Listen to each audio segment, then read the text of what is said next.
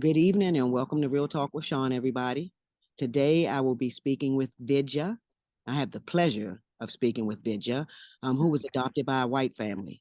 And thank you so much for joining me today, Vidya. I really appreciate you. Thank you so much for having me. I'm very excited. Yeah. Absolutely. Absolutely. I'm excited to speak with you, and you're very welcome. So, before I even ask my first question, I want to let you know that I think that you're a very strong woman for actually sharing your life and what has happened with you. The fact that you are coming forward and speaking up and out about your experience being adopted by a white family. Not everybody is strong enough to actually put their face out there and say exactly how they feel. They tend to do it in silence, basically, or they don't say anything. So I think Well, you're a very strong woman. thank you. It took me a while, like a very long time to even tell anybody that this was going on, but eventually it was just so inevitable, like it was also becoming obvious that something was just like off. So it was then that I was just like, okay, I really have to like ask for help. And that was a hard thing to do. But, eventually you just have to do it. Yep, yep. And I do agree with you. It is hard to do that sometimes, to actually say, hey, I need help. I'm going through something. And that's Yeah. what makes you so strong, because you actually did that. And so yeah, I commend you for that. Really do. Thank you. You're welcome. My first question is, were you actually born? What country did you come from? Yeah, I was born in Pune, India. I could be pronounced Pune. Hmm. Um, it's a pretty large city in India, and I was adopted when I was 2 years old. So I don't have any memory. The most everyone always asks me like, "Can you still speak Hindu? Like, do you remember anything?" I was only two, um, and yeah, it was from my knowledge, it was like a medium-sized orphanage because there was like one auntie assigned to five kids. So it was pretty crowded, I'd say, Hmm. because five babies to one person is a lot. Hmm. But um yeah. Okay. So at what age did you start to notice, okay, I'm different than them as far as the skin color is concerned? Yeah. Well, it's just so odd. So there's just so many little details that are just like, you know, um, but I was adopted because my adopted parents, they thought that they couldn't have any more kids. So as soon as I was adopted, they get pregnant again. And so um, I have Wow. an older sister. I know. I have an older sister, and initially when I was first adopted, we were really close, and she took care of me. And but it seemed to be more like a mom role that she was playing. Like she kind of played that. But then it was just so weird. All of a sudden, I think when I turned 5, she just stopped talking to me. And it was just like complete silence up until I was 17. Uh, Yeah. she was 5 years older than me, and we lived in the same house, and it was so awkward. Like we would walk right past each other, and I would like write her notes and stuff, and I'd like apologize, but I'd be like, I don't know what I'm apologizing Wait. for. And that was when I was like, okay, I feel like people are starting to like go against me, and I always had that mentality like I have to defend myself. So I was a very defensive person, but with good reason. And also extended family too treated me weird, and it was just like holidays were super awkward, and everyone kind of side-eyed me, and like I would get treated way different from like siblings, cousins, all of it, like all the kids. Right. um so that was like a big thing. um Another was that it was like I think I was 5 or 6. Mhm. um but I couldn't speak English yet, and they put me into therapy, and I was a very quiet kid, so it was really weird um going to a therapist that I just couldn't talk to, Yeah, you can't. I mean, especially. did you understand? No, I couldn't understand anything, and I was so young. And but as I got older and I was still going to these like therapy sessions I was forced to go to, um my adopted mother would sit in there with me, so it wasn't even like I had free Wow. speech or anything. So it was like after every therapy session, I remember every Tuesday it was like it just ended in a fight, and like the car ride home was so awkward, and like um and I was just like, there's no reason for me to be coming here. Like, there's nothing wrong with me, you know? And I would always tell myself, like, if I lived with a different family, this wouldn't happen. Like, I would feel normal because they would gaslight me into thinking that I had all these behavioral problems, and they assumed that I was coming to America with just like, you know, because there are really unfortunate cases of adoption where you know, the child just acts out, but again, that's very good reason defensive. It's just a protective thing, and so Exactly. yeah. I get it. I get it. So before I even ask my, was it just you, no siblings? No, um just me that was adopted, Right, yeah, right. from India. Yeah. So I heard you mention that you were defensive. Tell me, I can assume, but from your Yeah. side, why do you feel like you were very defensive when it came to them? Well, so they told my adopted mom that I would most likely have this thing called a reactive attachment disorder. And I've never believed in like diagnoses or labels, especially when it comes to mental health, because I just Mm. feel like we're human and we have emotions, and that's what we're supposed to do. Um, and right off the bat, she really wanted me to love her. I mean, that's normal. I get that. Uh-huh. But I couldn't. Like, I really could not. Understandably. Like, now that I have my own child, that's another thing that I'm like, whoa. Um, it's just that bond wasn't there, you know? So, um, I don't know. It was just like she would try to hold me and I would like stiffen up. I just hated being touched by anybody. But it was really bizarre because I found I liked my dad and I was very close with him. And I think it was a very like a protective thing. Um like he made me feel safe even though it was like when I grew up, we'll get into that, but when I was younger, we were really close. Um, but he works in the military, so he was gone for all like you know being deployed and all that long days at work. So it was like I don't know, it kind of is starting to blur, but like I just remember endless fights. But and I don't even remember what most of these fights were about. It was like because at school, nothing like I said, nobody really knew anything, and I didn't show that anything was happening because I was at Yeah. school and it was fine. It was my escape. Yeah. And but it was like as soon as I got home, something was going on. Something like I did something. I I can't know. even explain it, but it was like it was just so toxic, and I would write her letters all the time. I would try to like have conversations like in the therapy sessions, but um I don't know. But And your every feelings, time did your feel, I'm sorry, I didn't mean to cut you off. you're good. You feel like your feelings got, I heard you say you tried to write letters all the time, which in a sense, I can assume that that meant that even, oh, not say even, when you did try to be verbal, there was always, you were being dismissed. So therefore, Mhm. I'm going to write it down so that I can Mhm. get my feelings out and maybe you can understand me more through this letter. You think Yep. that's where that came from? Yeah, definitely. Like that's been my main way of communication with them Right. for a long time. Yeah. Yeah, I can understand that. And then, you're not the first person, just to let you know, I'm pretty sure, like you said, you already know you're not wrong. I mean, our emotions and feelings, nobody can take them away. They're ours. You can't dismiss Yeah. it. Well, you can dismiss it, but that doesn't mean that I'm going to agree with you. I know what I feel.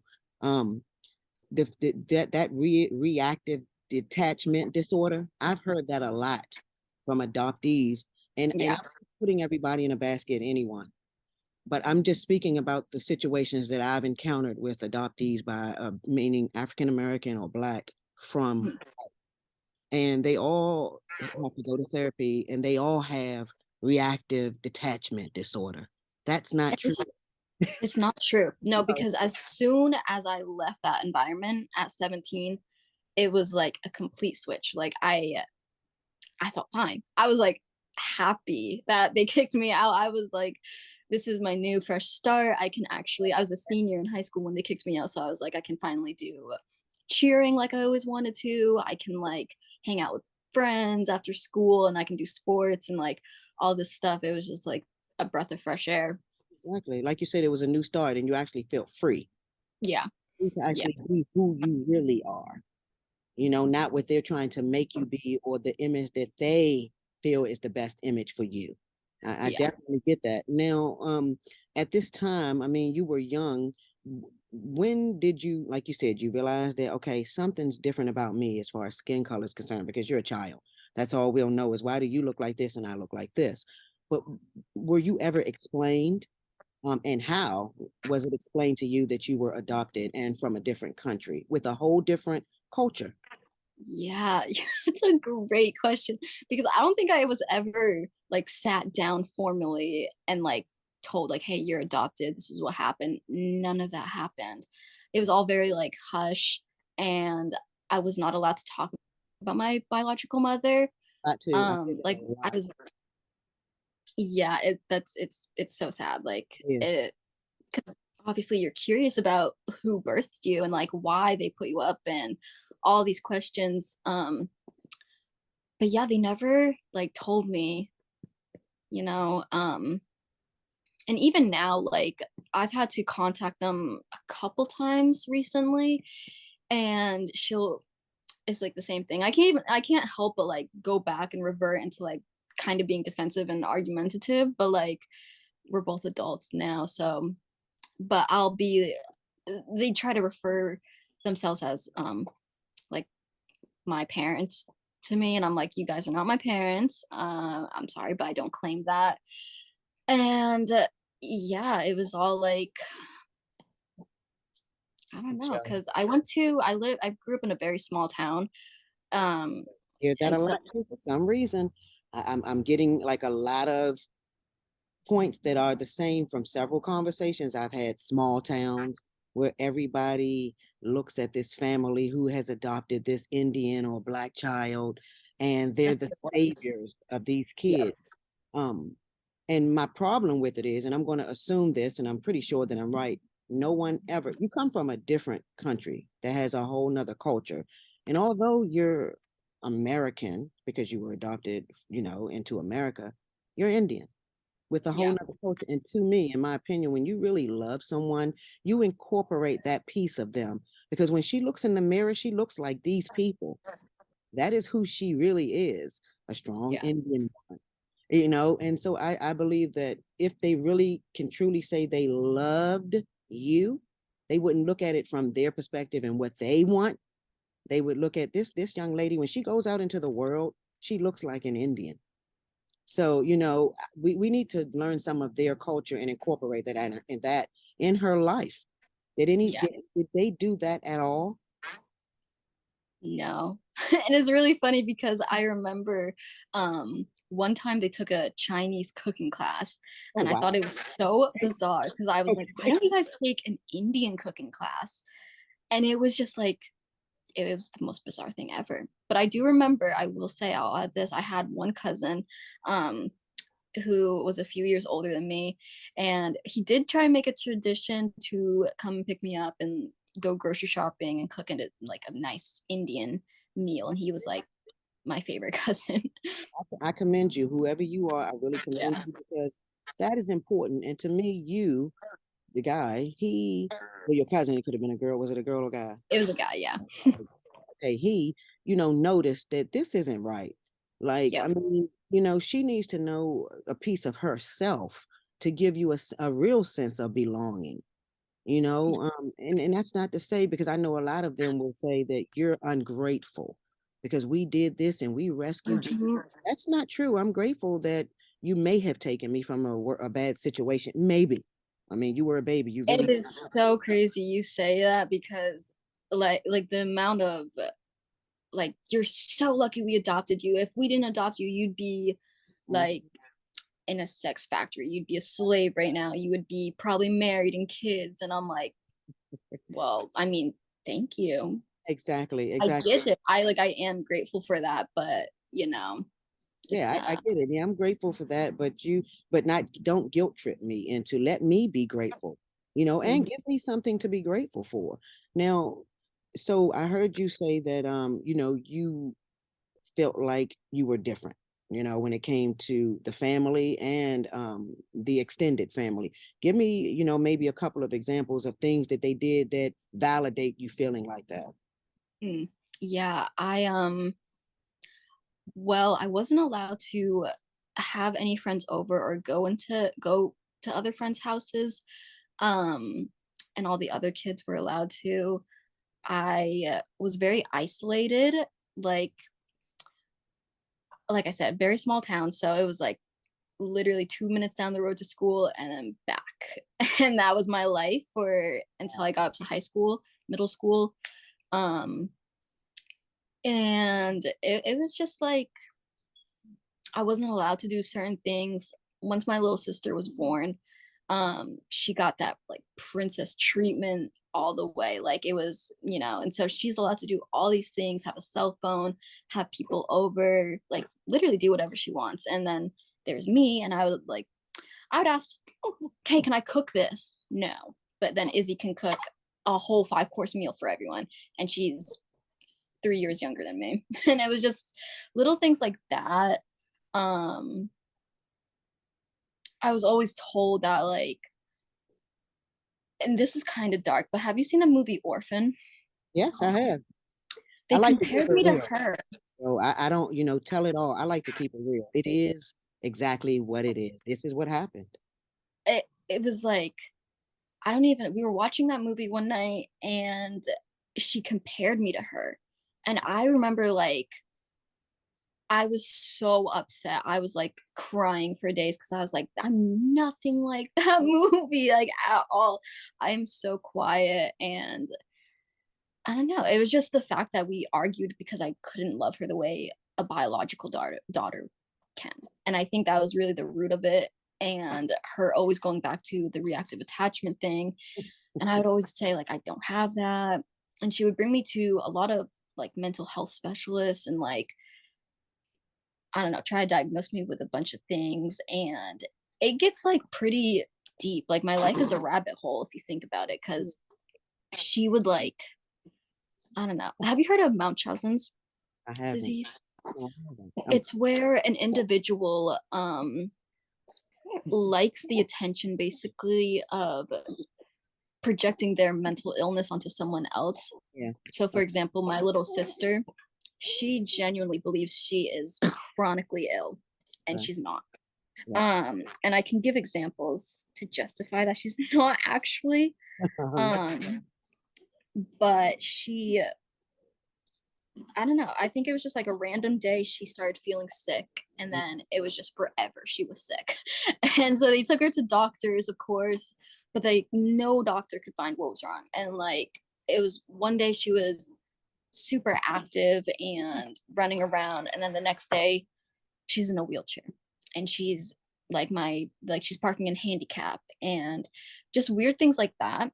And then my older sister, she was in college. She all of a sudden was like, "Oh, I'm sick," and then she dropped out, and nothing was wrong with her. And then we started doing foster care, and I have no idea if he's still sick, but like the little boy that we adopted, all of a sudden was sick, and he Wow. was like completely healthy. And the only reason I know that he was like sick was because when I started living with a friend, there was a teacher, her mom was a teacher at my little brother's school, and she was like, "Hey, did you know like all of a sudden he's got a doctor's note saying he's not allowed to walk up the stairs because he doesn't have enough energy, but Wow. he's enrolled in like sports." It was just super bizarre. So Crazy. and then her thing with me was telling all the doctors she's got bipolar, she like all this and that, and like they believed her, and I was never allowed to like, hey, no, like I really do feel fine. Yeah. um and so because of that they like put me on a bunch of medicine that I did not need, and I was like, every morning I took it I would throw up and like feel so sick until I ate something. I just felt like a zombie on a Yeah. bunch of medicine, and I did a little experiment. Like I stopped taking them for a few days and I was fine. And then I took them again, then I was sick. So it was like, yeah, Like, that's it's funny. Like I said, everything that you're saying just matches so many others that I'm talking to as far as being adopted. And it's crazy. Now, did they do all of this in the name of religion? no. See, Okay. that's crazy. No. A lot of people assume that Mhm. they're super religious, but they aren't. Wow. Like we never went to church. I never went to church with them. But I think they claim that they're Christian.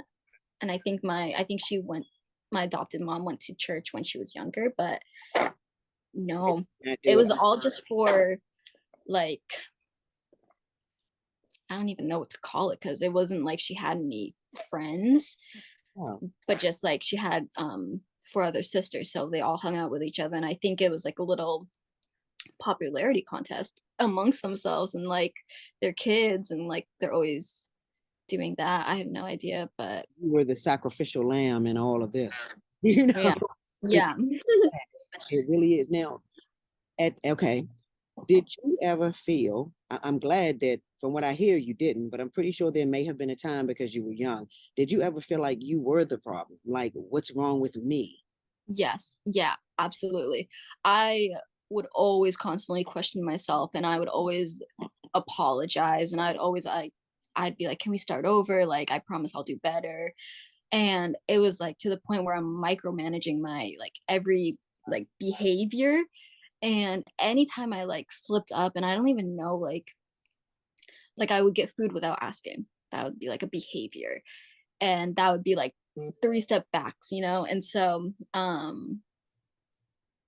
yeah, I was always constantly like, what's wrong with me? I have this very vivid memory. I don't know what happened.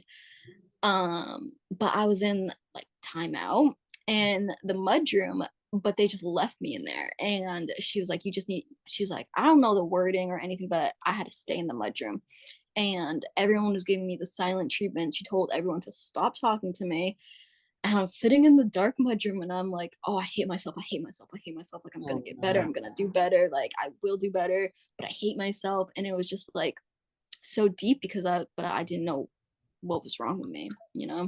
Yeah, that I'm really sorry that you had to go through that because that can really be detrimental to a child, and that's why I'm able to say how proud I am of you to be sitting right here with a smile, having your own child now, and knowing now that you were never the problem, Yeah. because some people don't make it out from this. They'll unalive themselves because they really internalize that there's an issue with them.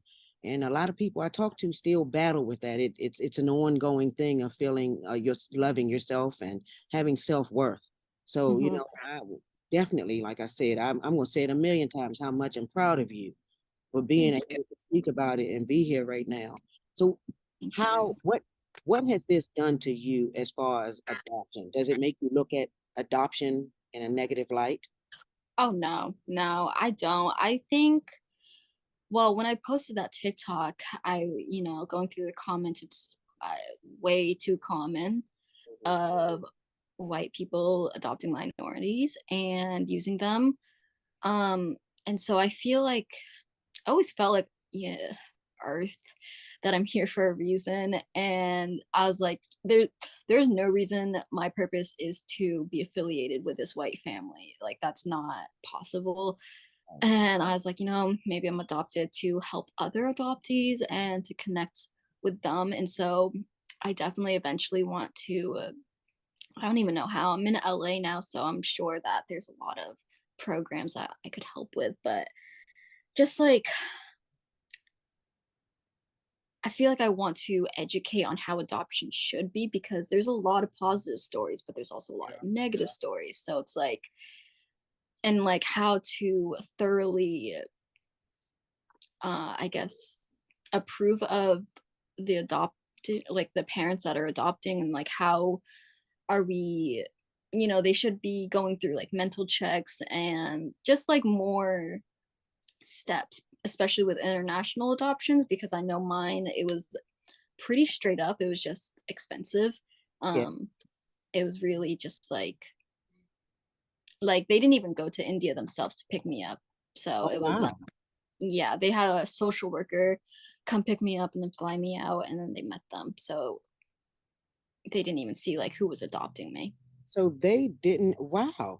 Because Yeah. now, I'm not saying that doesn't happen. It's not like I'm a pro on this, but the young people that I have spoken with, or young adults, um, the families have gone over to the country, Mhm. interacted, with the children first, and then they went back and got them. And another thing that concerns me, I don't mind the money part. I do understand that that may help with the rest of the kids that are in the orphanage. I have had a couple of adoptees say that they feel like they're just an investment, and not only that, people have said, I spent a lot of money on you, which in turn made them feel again inadequate, or that they have to be a certain way because I was paid for, Yep. so I know that you're here to be a liaison, a helper in the fight when it comes to adoptees, because there should be more thorough checking done to the families that are adopting these kids, because even though they're coming out of an orphanage, the situation they're going into may not be better. So I Unfortunately, do, yeah. yeah, and I agree with you on that, and I do believe that that is your calling. That's exactly why you spoke out, and you're strong. So I know you're going to do this. You, Thank you. yeah, oh, yeah. Yeah. So now you said you don't speak to them anymore. What made you finally? What was the straw that broke the camel's back? Well, you said you got put out, but what happened that led you to getting put out and you saying you no more? No more. I'm cutting myself off. This is not my family. Yeah. Well, emotionally, I feel like when I was 15, like when I, yeah, 15, when I started going into high school, is when I emotionally was like, I'm done. I like every birthday, I would just count down 4 more years until I'm 18 and I'm out. Like, so I emotionally just shut off Yeah. a while before they physically kicked me out. Um, but I'm trying to think. I think I was in fifth grade when we started doing foster care for the state. And also to put out there, they didn't get, I don't believe they did. I don't think they got paid like monthly for me because of it international, but with Really bad. foster care you do. Yes. Um, so we started doing foster care, and we adopted this little boy I told you about, and he happened to have a half sister. And it's really fucked up how the state is, because they're like, if you want to adopt him, you have to adopt the sister. Like you can't adopt just one. And so we adopted her without really, I think she stayed with us for a few weeks in just foster care until we legally adopted her. It was very quick. And immediately off the bat, like literally the first hour of her being in my house, I was like, this is not good. Like it's just terrible feeling that I had. She was like bossing my sisters and I around, and I was like, who are you? Did you not just like we like it was just so weird. She was like already showing a lot of behavior problems. Um and we try to be empathetic because it was um she lived like the next town over, so it was really sad. It kind of gave you an eye opener, like this could happen to your neighbor. So I had empathy for her, and I was like, we were close in age. She was also 3 years younger than me, and I tried to like be really nice to her and like understand, because I kind of understood what she was going through. But it was, she started stealing everything from everyone and like fighting with everyone and doing all this just weird shit. I can't even like, but I would, every time she stole anything from me, I wouldn't tell anyone, like, because every time I told, like, hey, she just did this, or um it always came back to me, like for somehow it was still my fault, so I just stopped telling. And then Here we go it with just that got again. worse. You can't even speak.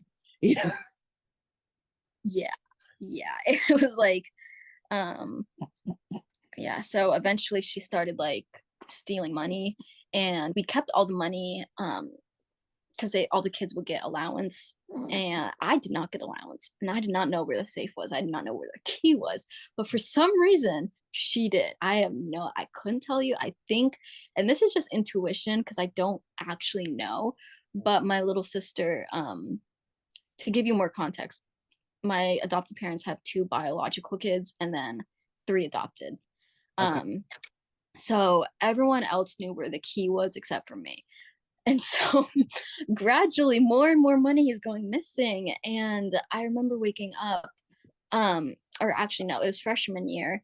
Um, she had taken $200 like right off the counter in the Mm. kitchen, and I got blamed for it. And so Angie sat us all down at the table and she was like, everyone stay here and we're gonna look for the money. And they found it in my little sister's backpack.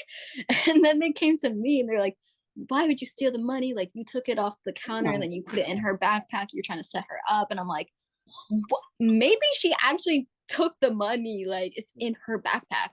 They even went as far as to being like, did you give it to your boyfriend that I was dating at the time? They were mm, like, they called him up and they were like, did she give you money to fix your bike? And just all this stuff. And I was like, okay. So that was freshman year. A few years go by, and senior year, I wake up one morning, it was the summertime, and my little brother, he was still young, so I have no idea like how he even could count or like realize how much was actually missing.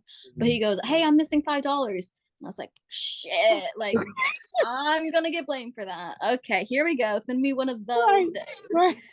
So I'm dreading getting out of bed, but eventually, like I have to. She's yelling at me, like I have to get up. And so I'm making myself breakfast, and she comes up behind me and she's like, you need to stop stealing the money or I'm going to call the police. And I was like, maybe you should ask your other child, like the one that you adopted, that's stealing everything. Like she would steal shoes. She would steal my older sister's like prom shoes and hide them in the house, like steal clothing and hide it. She would take like my pillows from my bed and put them on her pillow, like little things like that just Mm. escalated into money. And so she's like sitting outside the what is it, um gazebo thing that we had. And I'm trying to defend myself, but I was so calm. I don't even know, because you know when people tell you like don't react because that'll make them more mad. Uh-huh. That's what I did, and I usually never do that. But it was like everything had turned off in me, and I was just like, I didn't steal the money. I'm gonna eat my breakfast. You should talk to her. And Exactly. then they call the cops on me, and I'm sitting in the dining room, and I'm literally sitting there. But my little sister and my adopted mom are like talking shit about me, like right there. And I'm like, yo, I can hear you. You are in front of me talking about me. Like, please stop. And I stood up, and they're like, whoa, she's coming at me. Like, and if you could see like the way the house was laid out, there was no way. Like, there's a huge dining room table in front of me, and I'm sitting, and I just stood up. That was literally it. And then they thought I was attacking my, like, that I was going to come after my sister because she had called me like a bunch of names. And but they called the cops, and I'm sitting outside at this point, and they're like, you're so calm. Like, we don't know what we're doing here. And I'm like, I can tell you right now, like, go talk to her. Like, she's the one you got to talk to. They told me, like, hey, maybe you should go down to the hospital to resolve this and talk to someone there. And I was like, pretty confused because what would the Right. hospital do? Keep talking. I'm listening.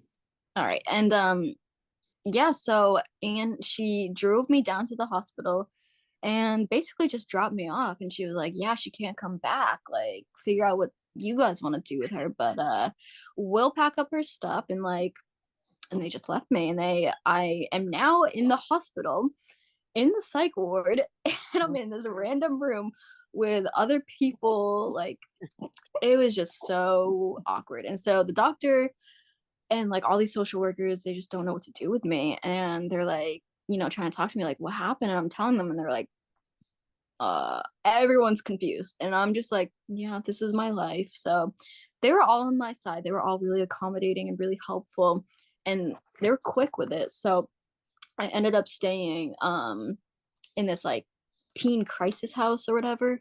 Mm. And it was 2 weeks before I started working at this camp. So normally like these types of houses are a few days because it's like when someone's in a crisis, Mm. they need some place to go. But they let me stay there for 2 weeks, and it was a really good experience actually. Like I had my own room, and I could just like chill and like kind of go over what happened. Um, and I was like freaking out because I'm like, okay, obviously I have camp to fall back on, and that's for 7 weeks. But then, like, what about after? Where am I supposed to go? And I had one of my friend's number that I remembered, like, and so I called her and I told her everything, and luckily they let me stay with them.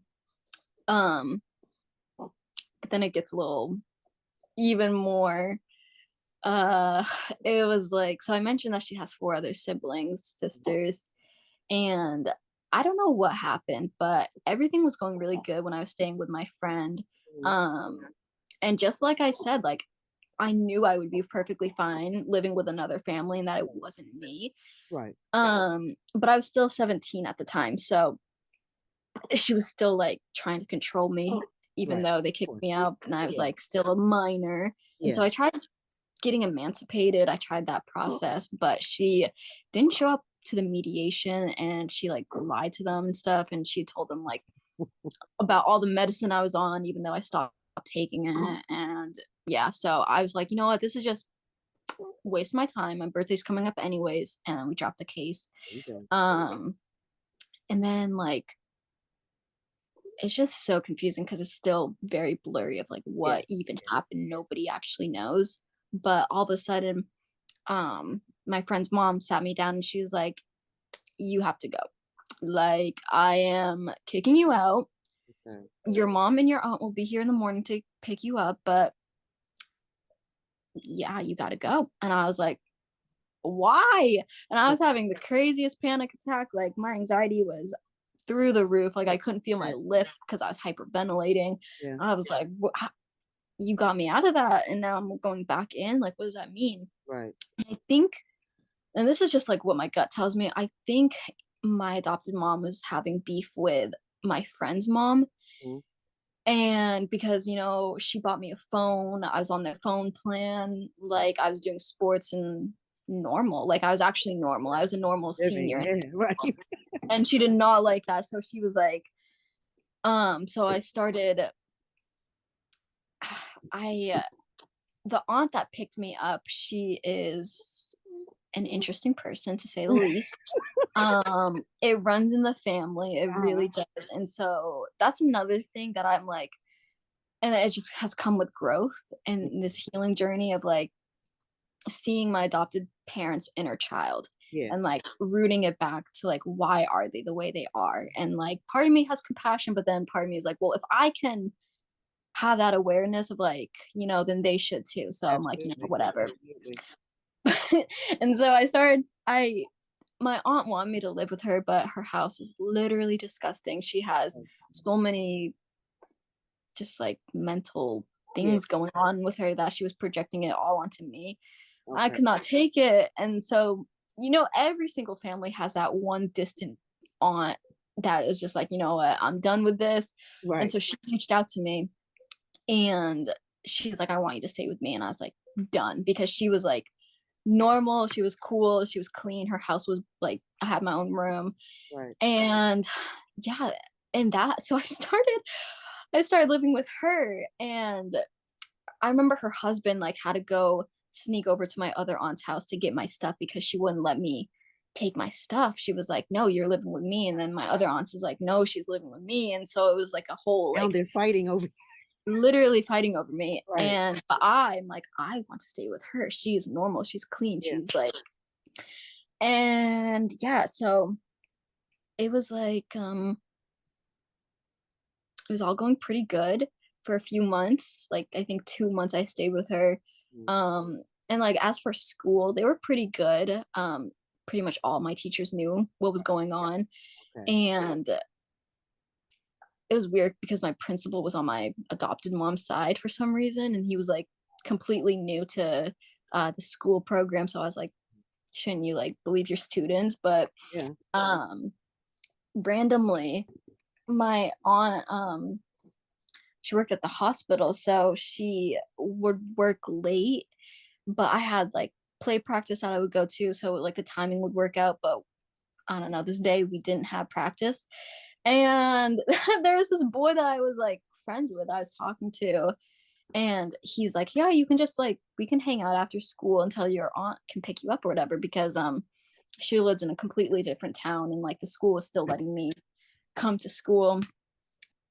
Um and so I get permission. She says yes, it's all good. She even thanks him, and she's like, it's all working out, and come to pick me up from this boy's house.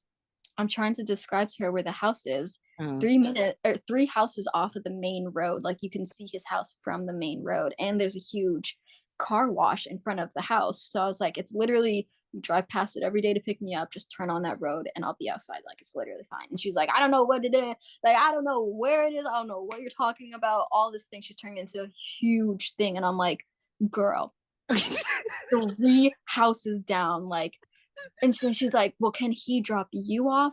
And I'm like, no, no, that's embarrassing. Like, just come pick me up. And yeah. I wish I still had the text messages, because I was so calm and like, but then she just stopped texting me.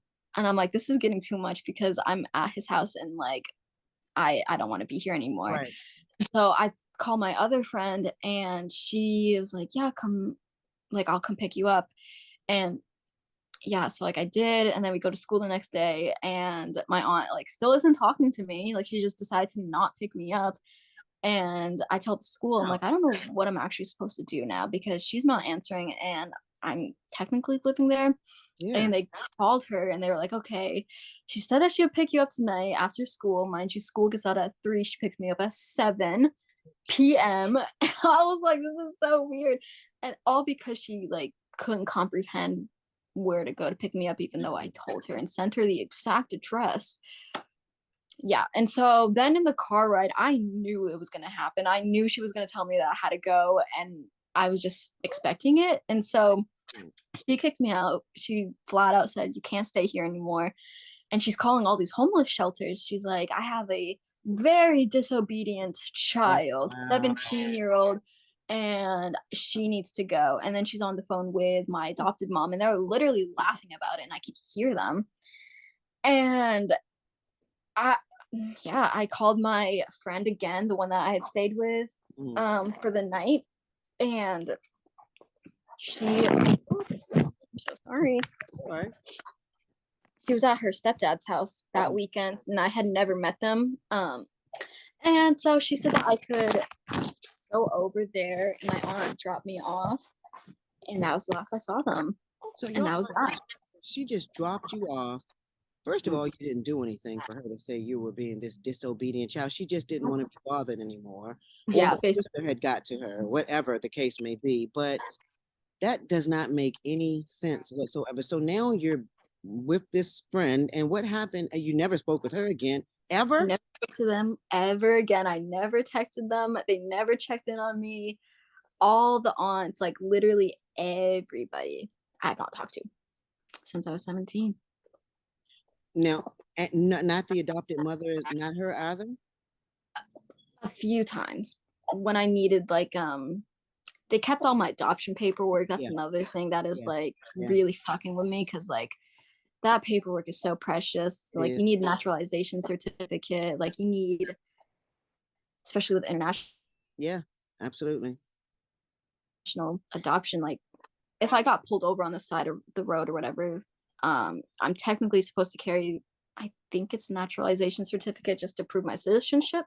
And she Right. kept it. And so I've had to call her to try to get that, but she claims she doesn't have it. And I'm like, well, I don't have it. So someone has it, probably the trash. But Um, yeah, yeah, that's I don't know. It was very bizarre. what are you doing about getting your paperwork? Like, is there someone you can contact as far as through the actual agency? Um, no. Wow. I honestly think that the adoption center agency that they went through, I tried to look it up and I couldn't find it. Mhm. So I don't know. But just through the government, I have to like request all my forms again slow, and they're like, we want evidence of lost like certificates, and I'm like, how? Wow. So I just have to get it all back by myself, and I'm just now starting to do that because I'm like, I have to get a passport, I have to do all these things at a now I'm adult like, has to yeah. do. And yeah, And you're so gonna live your life. I mean, give me my paperwork. I mean, it's me. It's who literally, I I am. told her, I'm like, I will like pay you. Yeah. I will like everything you need to do to ship it over here, I'll do. You just gotta like get it out of your cabinet. But this But is she a wouldn't. that's crazy. That's another thing that makes me say, did you ever truly love? First of all, you don't love yourself, but if did you really love this little girl? Because you adopted a baby at 2 years old, and now that she wants to live her life and be happy, and Mhm. she needs her paperwork about her life and who she is, where she came from. You're saying that you don't have it, and you do. And if you ever see this, give her her paperwork, please. I mean, let her live her life. Yeah. That sucks. So how do you feel now? Like, do you feel you've been away from them since you were 17? Do you feel happier in your life? Like you're actually prospering and living life on your terms? Yeah, I am in a really good place. Tell me what do you feel your son has given you as far as, a family now, starting your own? How does that feel? It is huge. It means the whole world to meant to be a mom. I just couldn't get it, but now I do. And he's my first blood relative, Yes. anything like, and the fact that he's my son, obviously, it's insane. Um, and it just means a lot to me that him and I both are creating my family tree. Absolutely. And it's really important to me as a mom to just like create a legacy for him. And I just have always felt that my mission is like bigger than myself, in that I don't know, he's just taught me a lot Good, good. as a person, that I never thought that I could feel like this type of love. I never thought this love existed. Um and it's just so special. Every day I get to wake up next to him, and just being able to take care of him. And then it gives me a whole new perspective on like Yeah. just like all moms, literally all moms. And I'm like, we gotta check in on our moms. Yeah, yeah, that's uh, true. but It does. It does. he makes me so happy. I mean, I'm glad. I'm my glad. family, like the fact that I came out to California last year, Okay. and a lot has changed for me, but it's so fulfilling because I'll have these crazy epiphanies like, I want to go do this. Hmm. And then I'll wait around. I'm like, wait, I can actually go do that. Like, I don't have Yep. to ask nobody. And it's really Exactly. cool. There you go. Yeah, it's like being able to also with the, my goodness, with the reactive attachment, excuse you all, with the reactive attachment, she would always tell me constantly, like, you're never going to be able to love, like, all these things. You're not going to be able to go to work and like I don't even know, like have normal relationships basically.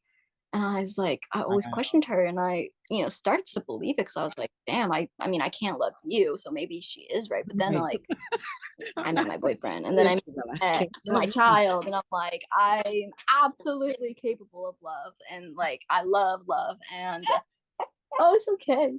I like, we're all beings of love, whether Yes. we like it or not. It's just like about embracing it. Yep. It And truly, that is so true. yeah, it's just like,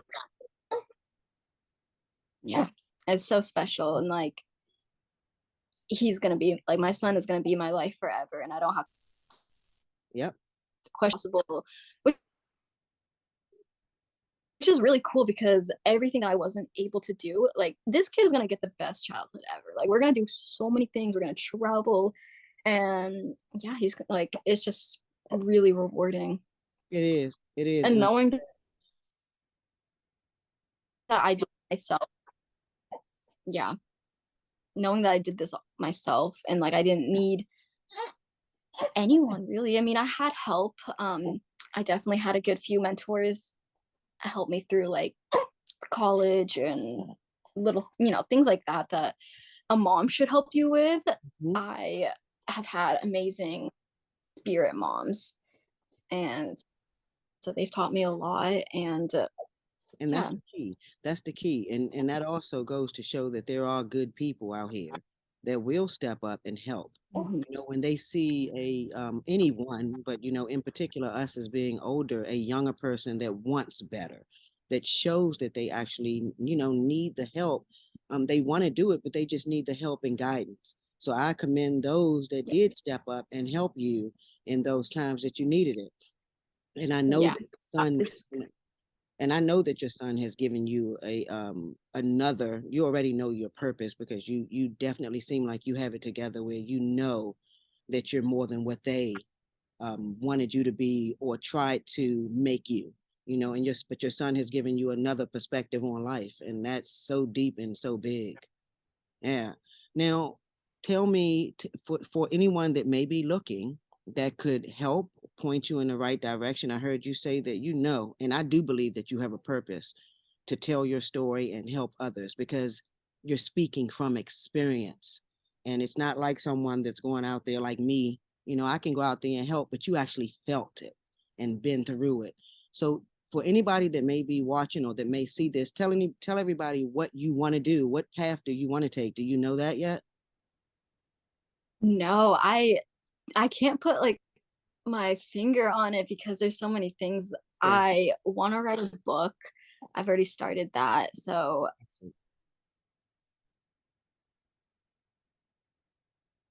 that's in the works. Um, I be a DHP and help adults. Um, and so I've thought about like going down that path again, going into social work again.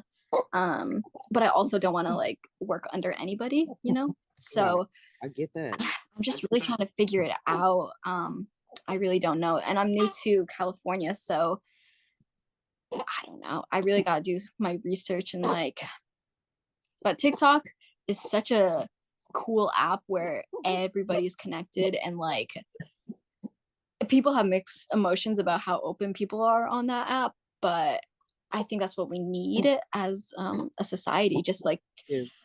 to get people to understand like everyone is different. Because I don't know. In the spiritual community, I've noticed there's this saying that like people are your reflection, which is to a certain extent true, but like everyone has their own That's individual lives. So I think people kind of skewed that.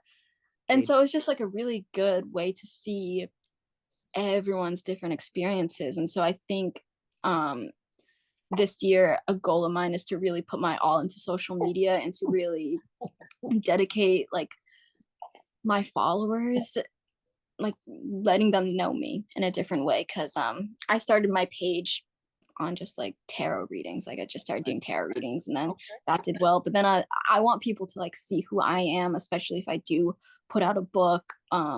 Yes. I don't know. I've always just felt like my life was a movie and I love acting. So I kind of, I like, I don't know, I like the entertainment industry, but like freelancing it, I want to eventually,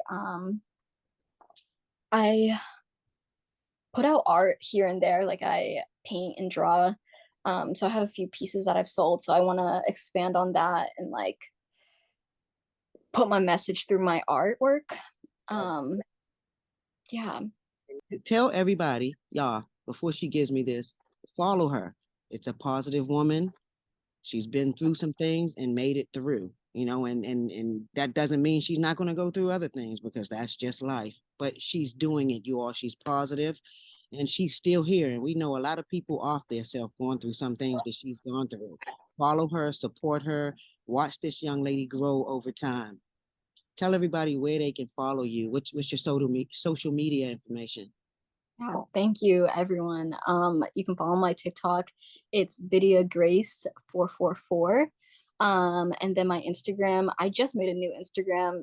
It's real. My other one got hacked. But this one is Vidya underscore Grace 67.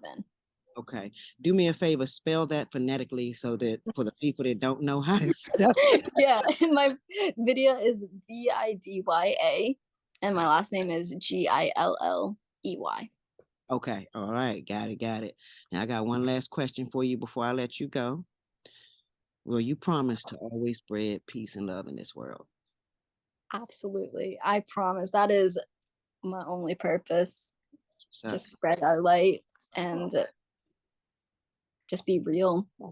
I You know, love it. that's the human experience. Yep, it is, and I think it's so important, even though it's just a simple question, you know, it's real, and I mean it matters. So if I feel like if we get enough people doing that, I mean the world is never going to be completely rid of evil or meanness. But if enough of us spread peace and love, they can't win.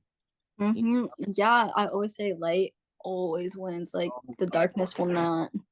It will not prevail. It won't. You know, Mhm. shut it down. Just when it think it's going to win, here we come with the light. So it's Mhm. Period. I wanted to, before I go, I want to thank you so much for joining me. I really, really appreciate it. And I loved speaking with you. Thank you. Thank you. Like this has been amazing.